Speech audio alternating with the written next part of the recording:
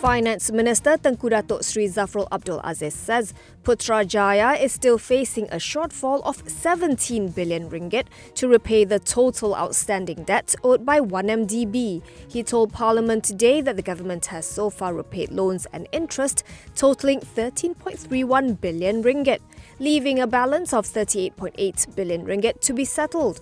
There is 15.76 billion left in the Assets Recovery Trust Fund. The government is also expecting to recoup 515 million ringgit from AmBank and 954 million US dollars, about 4 billion ringgit from Goldman Sachs. But that's still insufficient to repay the outstanding principal loan and interest incurred by 1MDB from 2023 till 2039.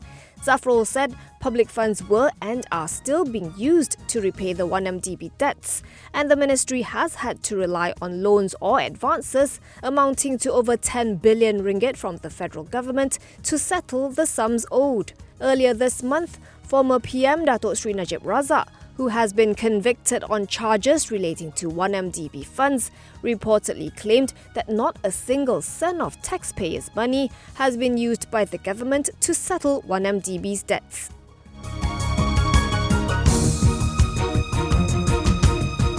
The Department of Statistics says Malaysia's total trade in January surged 24.8% year-on-year to 203 billion ringgit. Exports soared by 23.5% to 110.7 billion ringgit, while imports improved by 26.4% to 92.3 billion ringgit.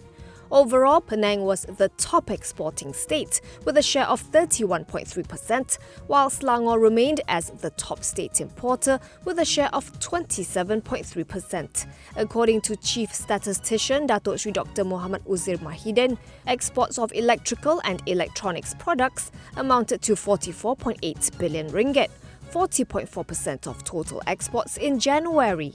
At the state level, Penang recorded the highest exports of such goods, worth 26.2 billion ringgit or 58.5%, followed by Selangor with exports worth 6 billion ringgit or 13.3%, and Johor at 4.8 billion ringgit or 10.7%.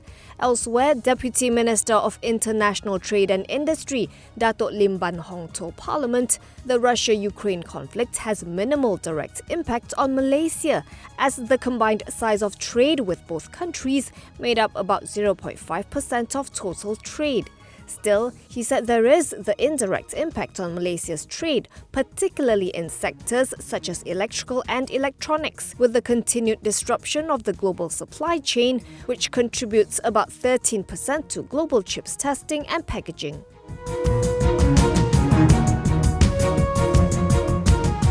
Malaysia recorded 51,631 online fraud cases, with over 1.61 billion ringgit in losses reported from 2019 to 2021, Bernama reports. Deputy Home Affairs Minister Datuk Jonathan Yassin told the Dewan Rakyat today that online shopping scams comprised 18,857 or 36.5% of these cases, while non-existent loan fraud made up 15,546 cases or 30%. Jonathan said in reply to a question by PH Kampar MP Su Keong Seong that the police have carried out various efforts to combat these syndicates. There's also the CCID Scam Response Centre, where members of the public can obtain information and validate calls for doubtful transactions. Jonathan added that police are planning and carrying out studies, as well as reviewing laws to ensure they are relevant. A second look is also being taken at the Consumer Protection Act of 2007 to see if it could be used to curb all types of crimes.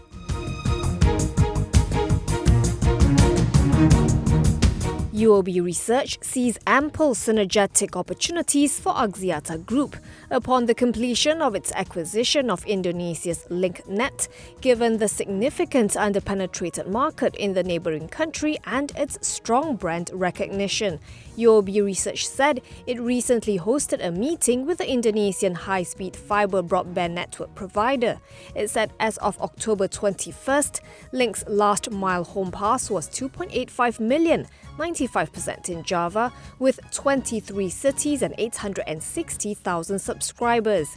The research house notes that high-speed fibre broadband is significantly underpenetrated in Indonesia at 17%, the lowest among ASEAN countries. Another plus point, Link commands a higher than average revenue per user or ARPU, mainly due to its focus on rolling out fibre in the urban cities and its targeting of the affluent segment. UOB Research believes this will pave the way for XL Axiata to upsell its key products. It expects the acquisition to be completed by June 22nd and says the mandatory tender offer that Axiata is expected to undertake would see earnings lifted by 3 to 5% for 2023. UOB Research maintained its buy call on Axiata, with a target price of RM4.45 against its closing price of RM3.85 today. It also noted that its current valuation of Axiata does not include the potential digital banking license win.